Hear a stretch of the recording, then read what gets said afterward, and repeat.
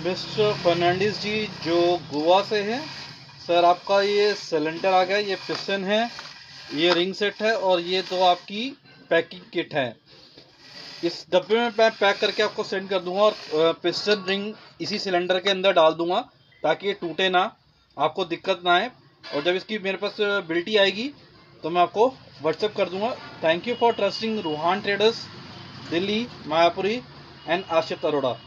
Thank you sir. ये आपका cylinder के अंदर ही मैंने देखिए रिंगें डाल दी हैं, 2 इस साइड है, 1 इस साइड है और पिस्टन इसी के बीच में है ताकि ये ब्रेक ना हो।